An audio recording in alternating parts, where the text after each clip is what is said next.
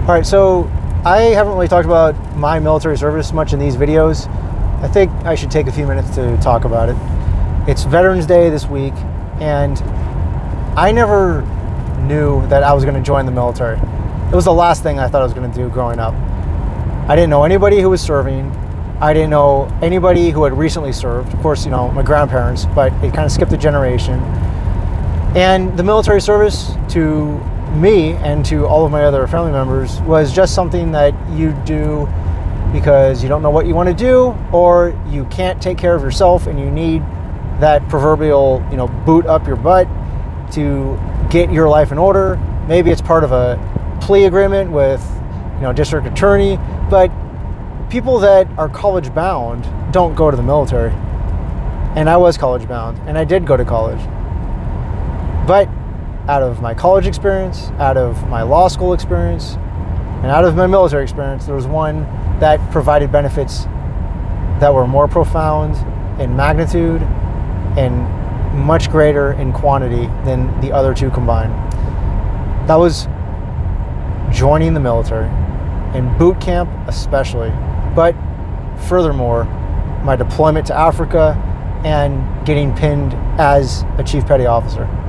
So let me talk about how unlikely I was to join the military, and how people that know me now who don't know that I served can't believe that I ever made it in the Navy. So I joined because I was at UC Santa Cruz, where I was a student, and UC Santa Cruz students fit every single stereotype, so whatever you're thinking about us, probably fair. There was a recruiting fair, a career fair, and part of the agreement that UC campuses have with the federal government is that they have to allow the recruiters on campus since they take federal funds. Now that's somewhat of an oversimplification of it. There's more nuance to it, but that's overall the main principle and why UC Santa Cruz had military recruiters on campus. So the recruiters were not doing too well, and they were getting not much attention. However, some of the students started protesting against them. This was in 2004, and this was in protest of Operation Iraqi Freedom primarily. So it seemed like, not that I lived through Vietnam, but a repeat of all the horrific mistakes this country made by taking out their frustrations on national level policy against those who were the lowest on the decision-making ladder, the lowest of the chain of command, the grunts essentially. Now, these are probably E5 to E8, I don't remember exactly, but the reason I joined the Navy was because the recruiting fair had to stop because the protests got so large that they had to politely ask the military to leave. And these are, active duty Marines, sailors, Coast Guardsmen, airmen. They decided to leave, I guess out of respect, and also because they weren't going to have much luck recruiting UC Santa Cruz banana slugs to join the U.S. military. Even if they could recruit them, would they even want to? So on their way to the cars, I couldn't believe what I was seeing. And I started arguing with some of the protesters, thinking, these guys are recruiting people so we don't have a draft. What do you think is the solution here? What do you think is the next best alternative to them not giving information to people that might want to serve? Anyways, that wasn't having much success. So I wanted to just talk to one of the recruiters. I had no idea even what the difference was between a Navy uniform and a Marine Corps uniform. I knew nothing about the military. I had no interest in it. I didn't even like watching military movies. There's nothing connected to the military in my life at that point. So I caught up to the slowest recruiter, which of course happened to be the Navy one, and asked him, hey man, I don't know what to say. I'm really embarrassed. Those idiots, they don't speak for all of us. I respect you guys, and can I have your card? And I just wanted to be polite. I wasn't actually thinking of actually calling him. I didn't want to just crumple up the card in front of him because that's rude. I also figured, how would I ever serve? I already had signed up for a teaching contract in Japan after graduation. I knew that I wanted to go to law school and I wanted to become an attorney, not just because, I'm built like one, 5'6" and really obnoxious and I like to argue. No, I had career plans and I didn't see how the military would fit into that. But I got his card and I started talking to my fraternity brothers about it. And they actually had some pretty insightful advice. So I had a meeting with him. And I learned that you can actually join as a reservist, have a quite normal life, but you drill once a month and then a couple weeks a year on top of that. And if, SHTF, you might have to be called up for a deployment. So the problem was I didn't want to go to boot camp. I didn't want to be deployed. I didn't want to risk the rest of my life being, damaged physically, emotionally, all of the above. I wanted somebody else's kids to do it. And that's the mentality that my parents had, that my parents' friends had. When you don't need the military for money, you just make that the burden of the other families who do need it. And how is that fair? How is that reasonable? For those who, talk a lot about equity, how is that equitable? It's not.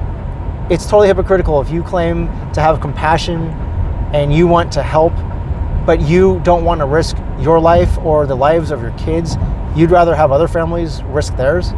No, the more I thought about it, the more I realized, I have no reason not to serve other than the fact that it's inconvenient and maybe I don't want to. But is that a good reason?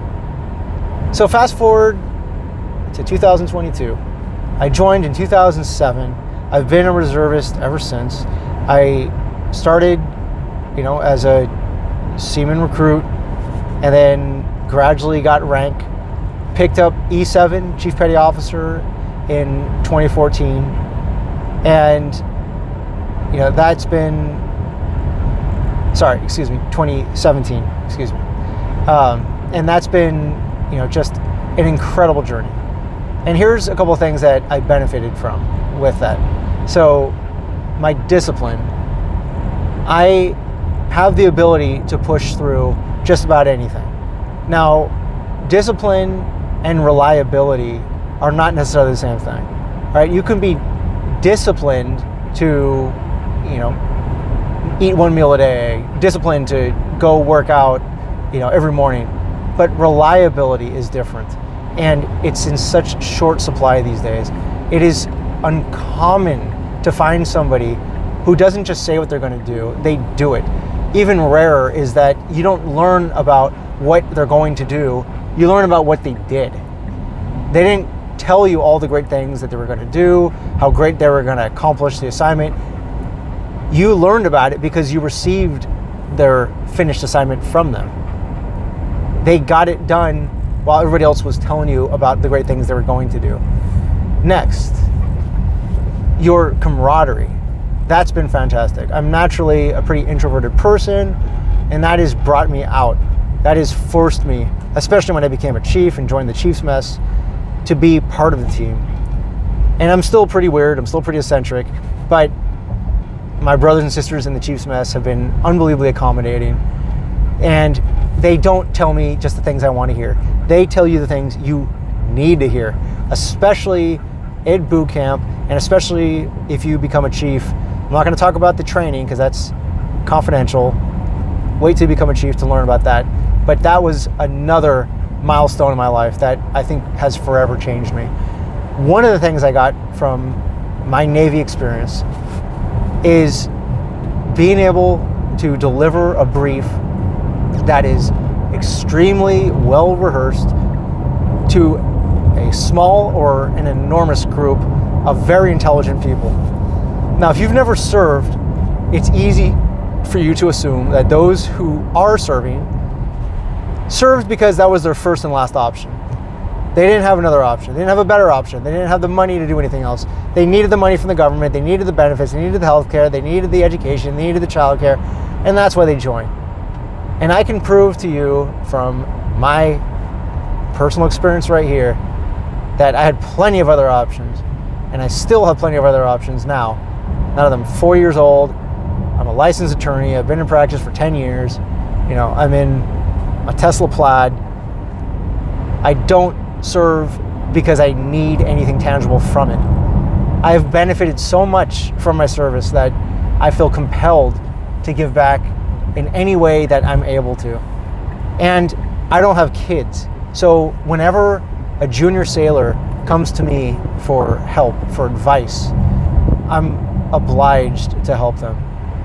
I've had some excellent leaders that have shaped my life that I never would have benefited in the ways that I've benefited from had I not been at that career fair, had I not witnessed with my own eyes, with my own emotions, just, you know, the minor tragedy of what they were doing to these completely innocent recruiters that were there because they were required to be. And how short-sighted it was for these banana slugs to want to foreclose the opportunity of their classmates who might be interested in serving, which would have benefited not just themselves, but the rest of them. It's because we have a volunteer force that your son and daughter has the choice, but not the obligation to serve, and all of the consequences that come from it. But you know, one thing that you might be missing out on if you are a wealthy family, a family that doesn't have any desire to serve because you think there's nothing in it for your kids, you're missing out. You, as a parent, are missing the opportunity to have your kids completely reformed in ways that maybe you couldn't or weren't able to provide yourself. Maybe you're a great parent, and I had good parents, but they can't shape you the way that a drill instructor, the way that a senior chief, a master chief, command master chief, even just, you know, your LPO, your leading petty officer can in your department. You need somebody to tell you the things that you need to hear, even when you don't want to hear them, if it's for your benefit. And you can live your life from kindergarten to adulthood shielded from negative feedback, thinking that it's actually doing you a favor. If somebody is screwing up, are you better off protecting their feelings by saying that you're doing a great job? Or are you doing them a favor by calibrating them politely but effectively so they can recognize what they're doing wrong and fix it while it's still fixable? Look, I don't intend for this to be some kind of recruiting video. I don't intend to just speak about the positives of the military. There's plenty of downsides, which do not include the obvious ones of loss of limb, loss of life, loss of marriage because of the toll it takes on the spouses and on the kids. It is a sacrifice in many ways, but nothing good comes without a struggle. So if you're going to college and you're not considering the military, what are the reasons? What are you going to college for? What experience do you think you're going to get in college? Have you quantified the amount that you're going to spend? Is that investment the best use of 4+ years of your time? Which, when you're 20 years old, is a significant chunk of your life, as well as the 5 to 6 figures of your parents' money, plus the money you might have to take in loans. Even if you do get, tuition waived, there's all kinds of ancillary living expenses, especially when you're not bringing in money. Someone's paying for it. There is another option. We talk about, making college free. College has been free since World War II. There's just a little catch. You have to provide something in return. If you serve, usually for a minimum of 4 years, but there are exceptions, you can get college paid for, you can have a cost of living allowance in some cases, and even if you don't get any kind of living stipend, just the fact that you're not paying out of pocket is an enormous benefit. And if you join the military first, you're going to get real world experience, almost like an apprenticeship, in a variety of different fields.